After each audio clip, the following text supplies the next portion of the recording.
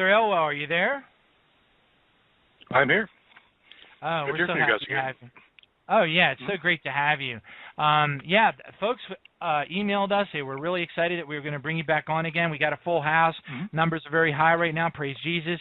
Folks are very, very interested in your research, and you know, I'm sure by now they're also very curious how you perceive, you know, the progress of this, you know, based on your research and the timing of, you know, your analysis of its trajectory, you know, where you think it might be, when you think it might maybe manifest potentially, that kind of stuff. But anyway, I'm just going to go ahead and turn the mic over to you and say, have at it. Praise God. Okay.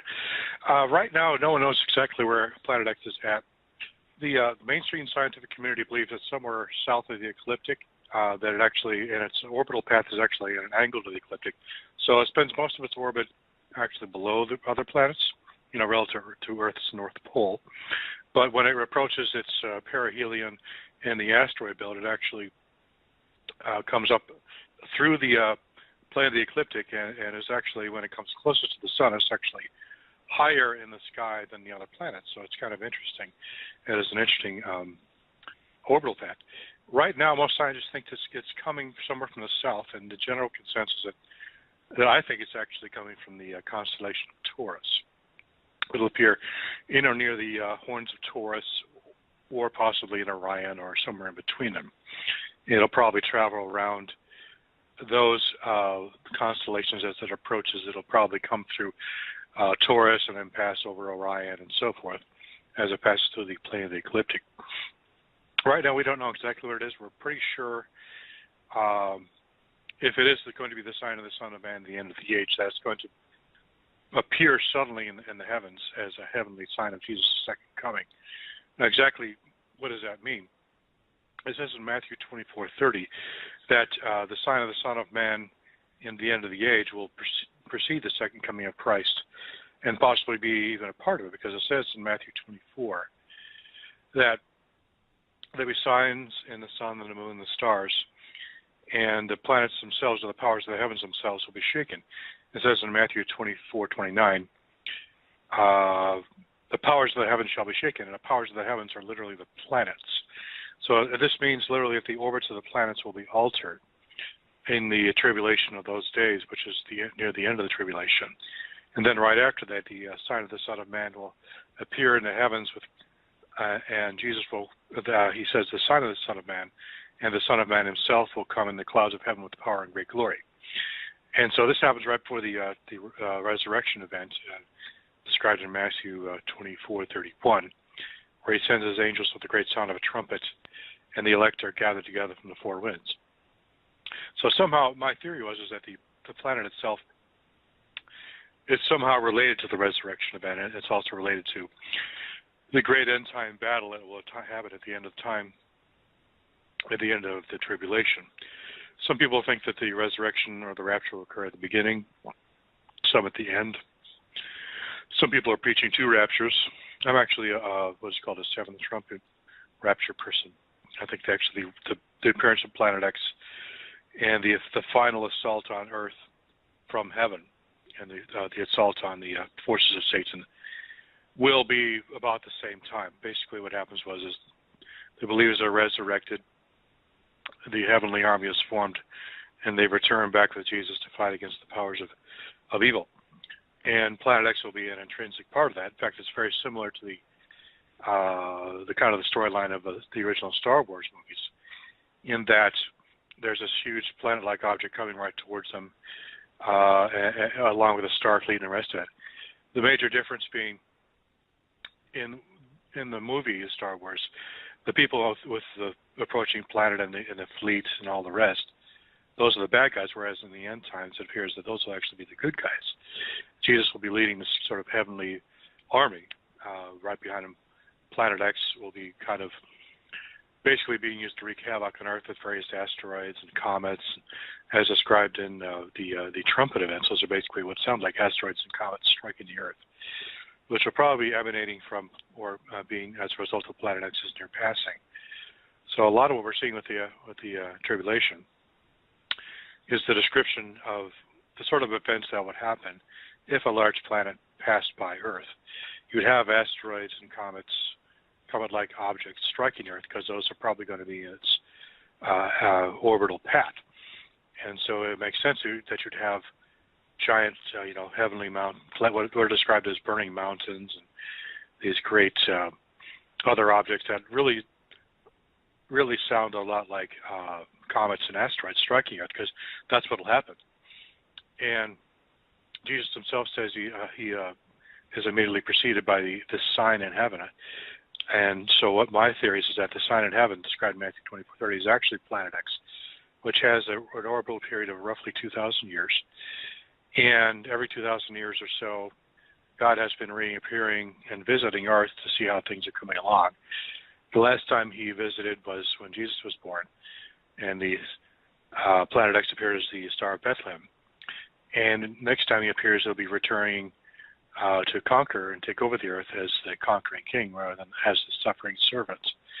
And the next time it appears, it'll be appear as the sign of the Son of Man at the end of the age, as described in Matthew 24:30. So with Planet X, we basically have this large planet, which a long period orbit like that of a long period comet, which roughly 2,000 years or so.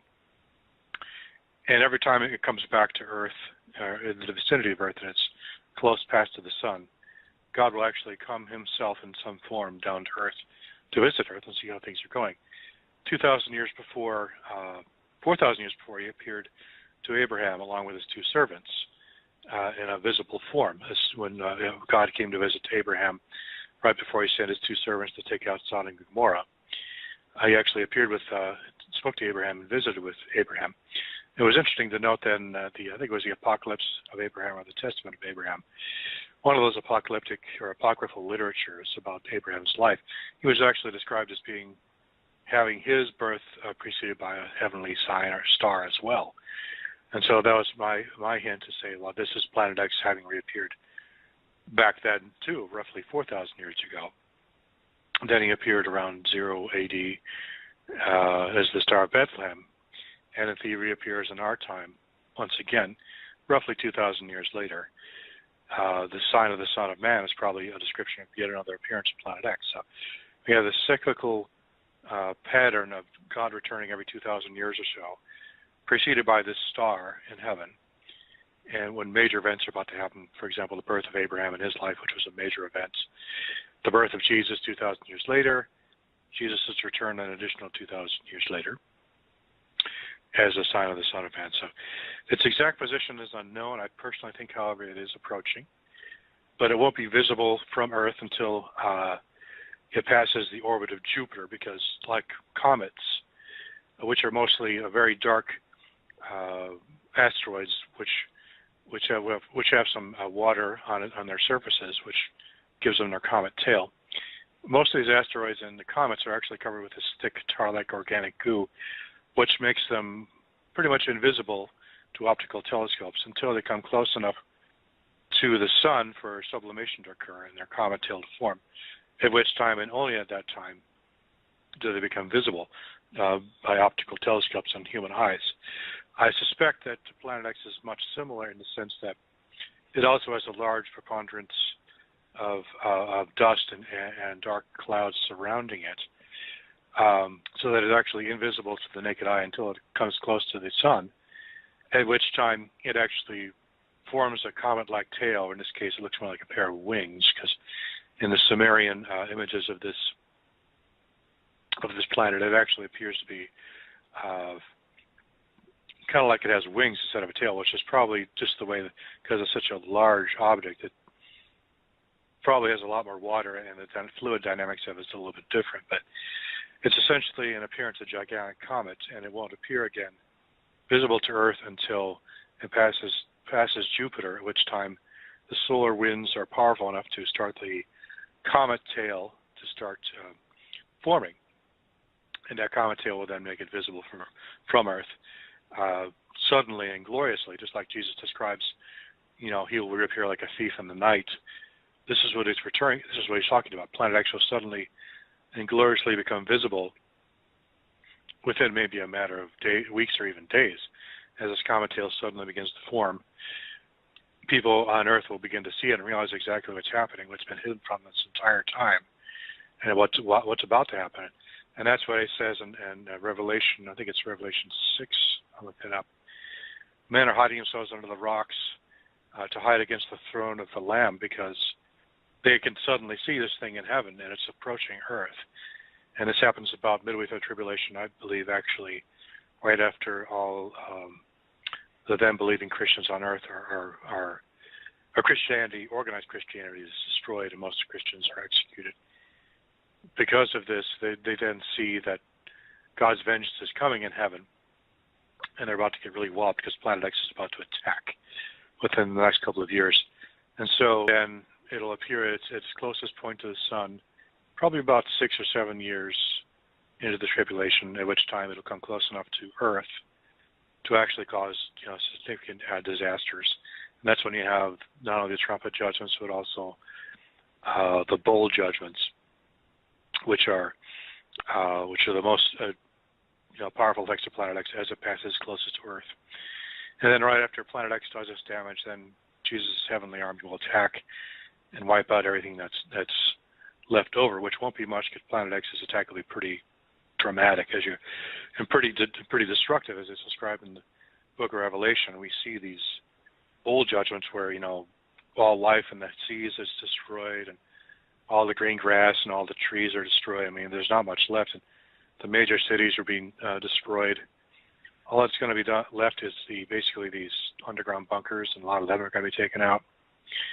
The reference to Planet X actually appearing in the heavens, I think the first time mankind actually sees it. And it says that in Revelation 6.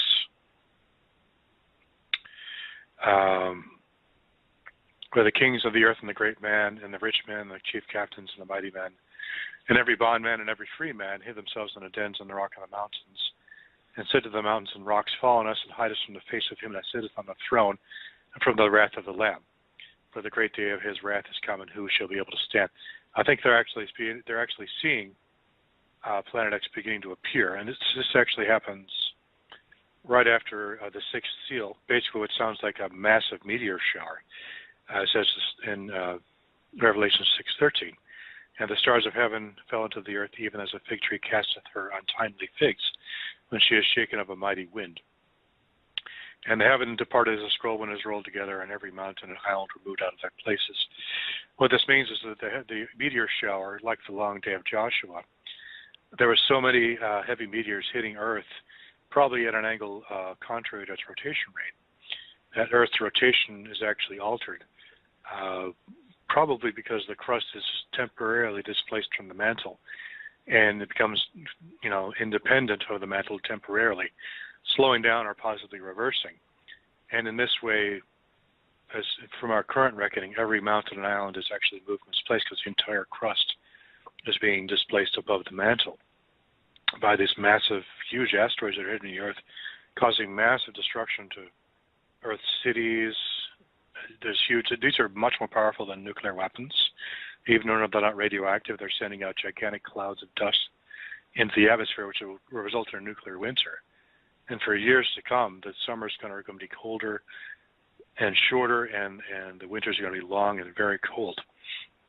So God is basically breaking down the civilization that mankind had built in opposition to him by battering with asteroid after asteroid after asteroid, to the point where when he actually does return at the head of his heavenly army, comprised of the believers who were resurrected, then he'll be more of a mop-up action rather than an actual battle, and they'll be focusing on taking out the last strong military force, which will apparently be assembling itself in the Vale of Megiddo, in I think it's south of Palestine area. But yeah, that's kind of the general idea behind the Planet X theory, is that it's a planet that's been hidden from mankind on purpose, but has been one of God's primary secrets. In fact, in my opinion, it is actually the great secret of the Book of Revelation. When I was writing the book, I've been studying annihilation, some other parallel texts that were similar to but not the same as the biblical text regarding the resurrection, or regarding the creation, I mean.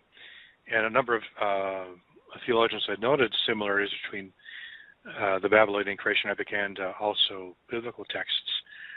Some had theorized that the Bible had simply been ripped off from them, but others think that they were just parallel traditions drawing on the same root source material, which is my... And I noted that the description of the Babylonian god Marduk, which is Planet X in the Sitchinite theory, very similar.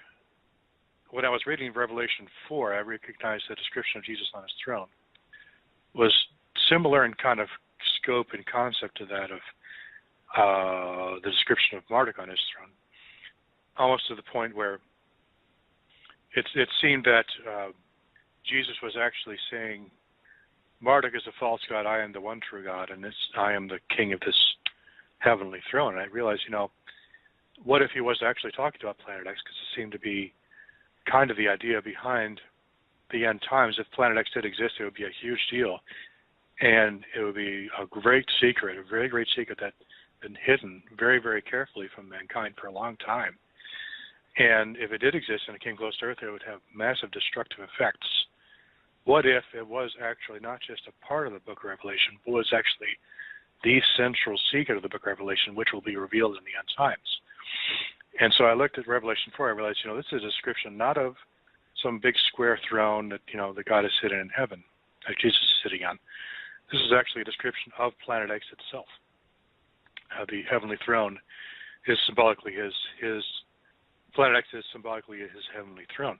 And I thought about that, and I was looking at the description of the throne, and he says it was like a jasper and a sardine stone. This is Revelation 4:3. And there was a rainbow around it, like an emerald. I realized, he's basically saying sardine stone is basically a red stone. And he's saying this throne in heaven was a stone in heaven, literally a stone in heaven that was red. And I'm just taking this earlier. This thing is saying that there was a red stone in heaven with a rainbow around it, which I think might actually be a description of what a Saturn-like ring system, and which Planet X would probably have too, because if there was a lot of shadow material in orbit around it, it would form a ring.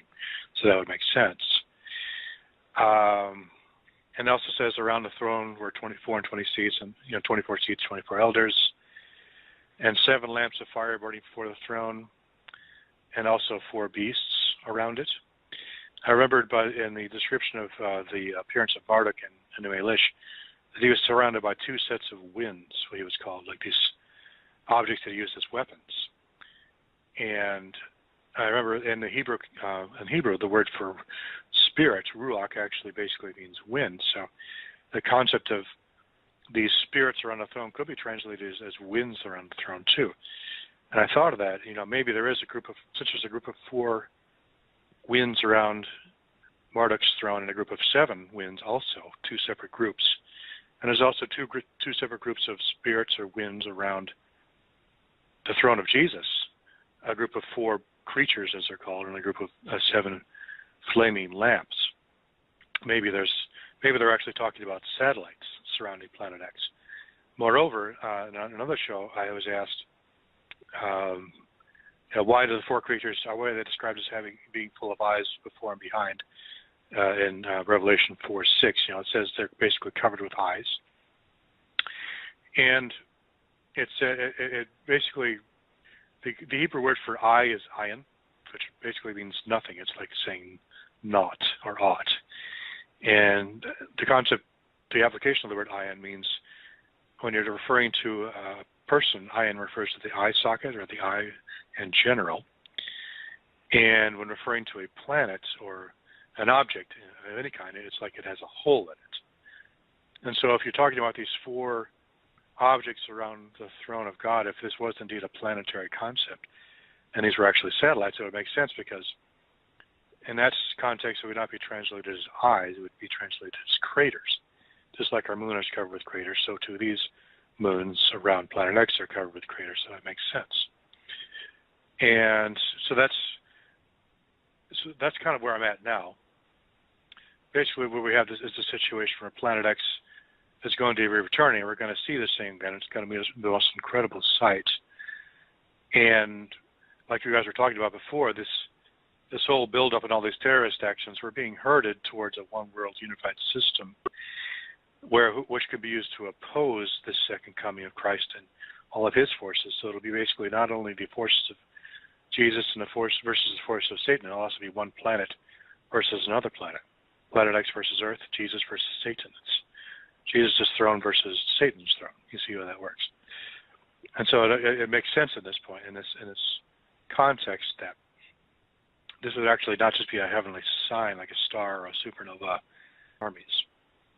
And so that's kind of where I'm at now. And there hasn't been any additional Planet X information coming out recently. Most of the Planet X information of significance came out in the 80s and 90s because of the Voyager probes, and when they flew past the outer planets, they realized there must be kind of a Planet X object out there, because that's the only way that we can explain these anomalies in the outer planets that the Voyager probes found. But since that time, we haven't had any significant stuff because we haven't had any probes out there that have found anything. So right now, all we do is speculate. Right. What I think is two things. Well, one thing in particular. First of all, Lowell, according to the encyclopedias, and I'll quote this to you. I don't know what the citation. Actually, there are several citations to this paragraph. It says Percival Lowell's greatest contribution to planetary studies came during the last decade of his life, which he devoted to the search for Planet X, a hypothetical planet beyond Neptune. Lowell believed that the planets Uranus and Neptune were displaced from their predicted positions by the gravity of the unseen planet. Lowell started his search program in 1906 using a camera of 5 inches in aperture. The small field of view, 42-inch, 110-centimeter reflecting telescope rendered the instruments impractical for searching. From 1914 to 1916, a 9-inch, 23-centimeter telescope was on loan from the Sprout Observatory, which was used to search for Planet X. Although Lowell did not discover Pluto, Lowell's observatory did photograph Pluto in March and April of 1915.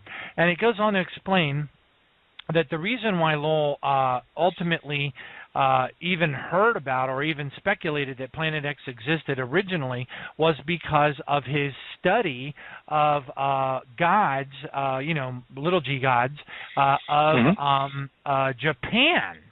And the Far East and such. And I noticed in your book, you had tied in some of the ancient Near Eastern religion planetary deities, and I wondered if maybe that was some of the stuff that triggered Lowell into thinking, hey, this might be the real deal, and kind of thrust his research forward. I don't know. What do you think? Well, the astronomers had always been motivated by the search for extraterrestrial life and try to understand our history too. And I do think that part of the motivation was to see, since there were 12 gods, maybe there were 12 objects in our solar system to account for the gods, because in every tradition since the Sumerians, and probably before that, consistently every major empire passed down from one to the other the belief that all the planets were gods, or the thrones of gods, to be more specifically, and they were to be worshipped as gods. And so from Sumer, Akkad, Babylon, Assyria, Persia, Greece, and all the way to Rome, where we have our current planet names, Mars, Jupiter, Venus, these are all Roman deity names.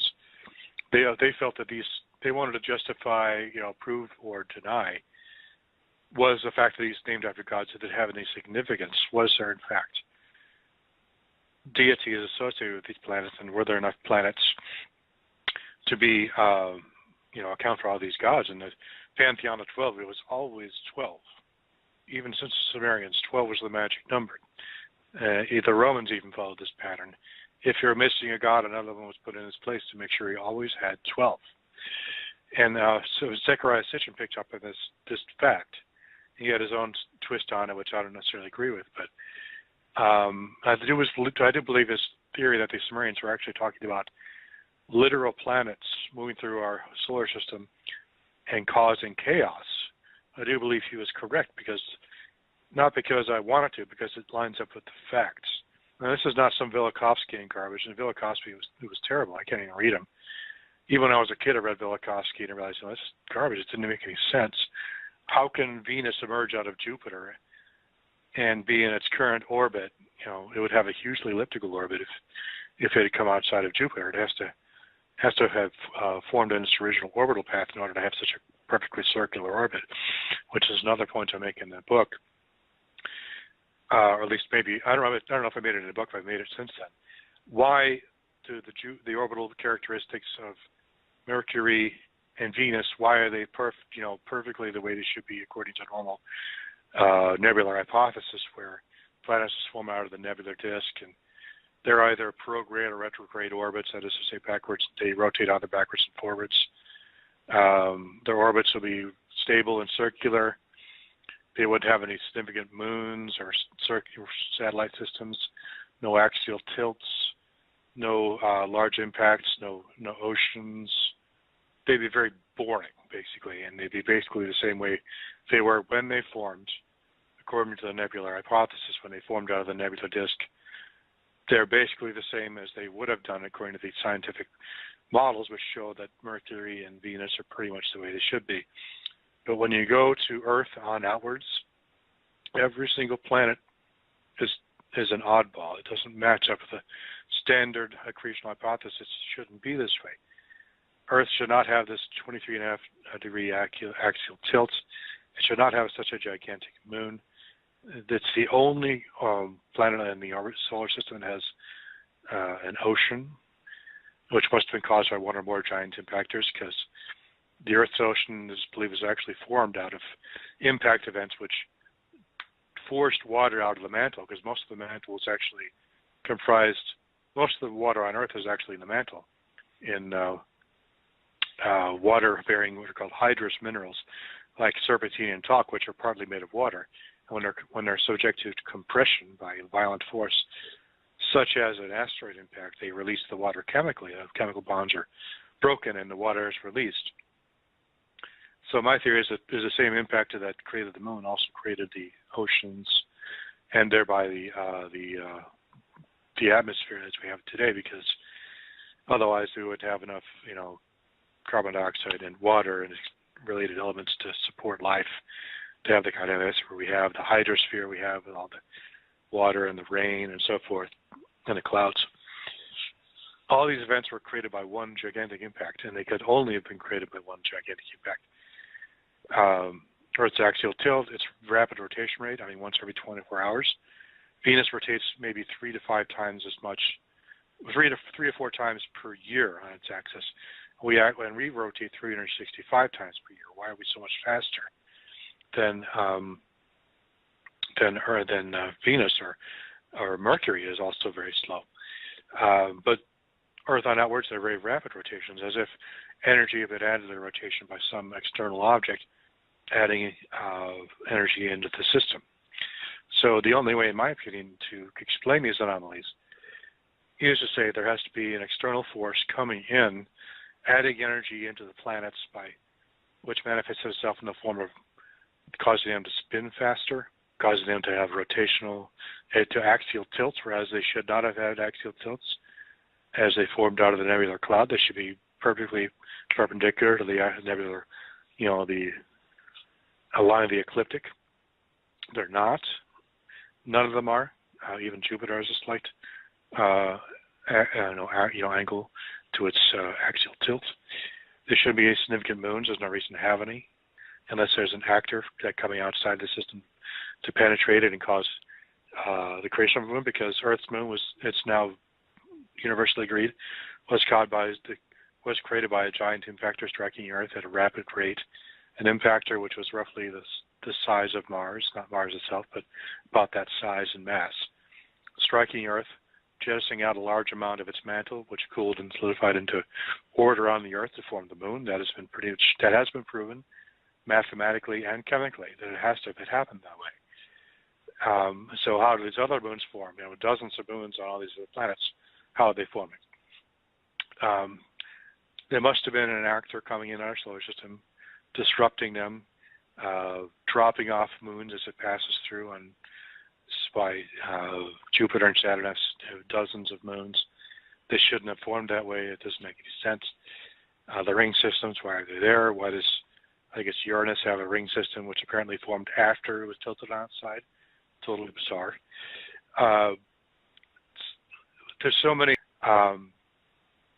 would pass close enough to them at a rapid rate to cause, gravitational interactions, which would cause them to, for example, the planet Neptune to be tilted at a significant angle. Planet Uranus is tilted so dramatically that its south polar axis is currently almost pointed directly at the sun, and that's an extreme difference from what it should be. It's like 65-70% off where it should be if it were perpendicular to the angle of the ecliptic. It's way, way off. And so basically right now, the North Pole on the North rotational pole on Uranus is in total darkness and will be for hundreds of years. But its South Pole is receiving direct sunlight, or near to it, and it'll have direct sunlight for centuries more. It doesn't make any sense. It could only have happened if a massive object passed into our solar system from the outside at an angle, at an approach which is more or less perpendicular to the orbits of the planets, and interacted with them occasionally, once every few thousand years, imparted some of its energy into the systems and caused these axial tilts. It causes these moons to form through, catastrophic collisions. Then this is not me talking. This is actual the scientists who studied the Voyager data. This is the conclusion they came to. It isn't wacko conspiracy theories on the internet or Zechariah Sitchin or whoever. This is the best people in the world, best astronomers, best physicists, best people ever, top men. They said Planet X must have caused this, not me, not Sitchin, not anybody else. And that's why I'm so confident in this hypothesis, because it's backed up by real scientific data. The scientists are saying this, and they've been propagating this knowledge for decades. Just nobody is listening. It requires people you have to keep pushing. You have to say, coming back at it again and again and again. Planet X is out there. Planet X is out there. Planet X is out there. It has to be out there. The science proves it. Why don't you accept it? Why would you not accept it? That's what bothers me. Is people they don't think about science. They don't care about facts. They're like, what do I want? What do I don't want? And they base their decision making based on their own personal opinions and what they want to see, rather than what the facts state. You can leave the Bible out of it. You can leave Sitchin out of it. Just boil it down to the facts. Planet X has to exist, and it has to fit the criteria that Sitchin suggested, that it's going to enter into our solar system occasionally and become visible. The historical data backs this up. Abraham was preceded by a star that came out of nowhere. The Magi followed a star that came out of nowhere. The second coming of Christ, another star comes out of nowhere. Roughly 2,000 year gap between each of those. Why is it so hard to understand? I don't get it. Very easy to understand, very simple, backed by facts. Everyone agrees with it. All the traditions agree with it. The science is there. The religion is there. All you have to do is be open-minded enough to accept it, and that is the toughest thing to do, because if you have all the facts, if people don't want to accept it, they will not accept it, and there's nothing you can do to change that. Yeah, amen. I mean, I did some research on, yellow dwarf stars in the Milky Way galaxy, and supposedly, I wish I had the article handy here right at this moment. I don't have another one though, but evidently, it's well known by astrophysicists that yellow dwarf stars, which is what we have, in the Milky Way galaxy, the predominant or the vast majority of them are binary. That it's extremely common for yellow dwarf stars in this galaxy to be binary star systems. So, just de facto, default common sense would indicate that we probably would be binary as the other ones, or the majority of the other ones are. Here's another thing that's interesting, I think. April 25th of 2011, published on Cornell University site, is a paper by Lorenzo Lorio, who's an Italian physicist, I guess. And it says, and the title of the paper is "On the Anomalous Secular Increase of the Eccentricity of the Orbit of the Moon." What's fascinating is there was a movie, because I personally believe, and I know that it's anecdotal in a sense, but when you understand this, when you're a big believer in spirituality, you understand the concepts of lesser magic, you understand how the devil works, and how things work, over the years, and actually going back thousands of years, it makes sense. But anyway, in this paper, he wrote this scientific paper. He basically goes in and it's all very scientifically, written, and says, I'll give a little snippet here. It says basically, a recent analysis of the lunar laser ranging LLR data spanning 38.7 years revealed an anomalous increase to the eccentricity of E of the lunar orbit, amounting to E means equals 9 plus or minus 3 times 10 to the minus 12 over the year cycle. The present day models of dissipative phenomena occurring in the interiors of both the Earth and the Moon are not able to explain it. And then he goes down, I'm going to skip ahead, he says, a potential viable Newtonian candidate would be a trans-Plutonian massive object such as Planet X Nemesis Tyche. He actually quotes those in his paper. This paper was vetted by the scientific community and published in the library at Cornell University, and to the best of my understanding is still there even today. This goes all the way back to April of 2011, which is fascinating. And then another thing I'd like to get you to comment on, because I just think this is so cool, and I know that it's very popular to debunk things. I get that. I get that people who are science-minded, I guess they have a feeling or whatever that if they debunk things that, maybe that adds credibility to their story. I don't know. I've seen it happen time and time again. But, I've been studying this stuff for a long time. And I think it's fascinating that in the movie Deep Impact, which, of course, by the way, coincidentally has a black president, which has been brought up 1,000 times, in that movie, you've got this concept of a meteor ultimately heading toward the Earth. Okay, so most everybody gets that whole premise. Now, what's fascinating, however, other than the correlation of the events and the similarities between that presidency and the things that are going on in the Earth today, there's one thing in that movie that just absolutely knocked me off my chair. When I watched it, I was like, no way. There's a scene, actually multiple scenes, in the movie Deep Impact where at this point this comet, quote, is getting close enough to the Earth where it's an imminent threat. Okay, and they panned the camera back and they put as the little I don't know what you're going to subheading underneath the image. They have the White House. The sun is shining above the White House, and off to the left in the sky, to the left of the sun, is what appears to be a second sun. But in fact, it's the comet that has gotten to the point where, it is reflecting somehow the light of the sun in such a way that during even a daylight hour, in this movie, you're seeing the sun, and then off to the left, what appears to be a second sun. And in the movie, though, it's actually supposed to be the comet. And it would say 2 weeks until impact, 3 weeks until impact, 1 week until impact. And there's this second sun dynamic, a sun and a second sun. And if you go out onto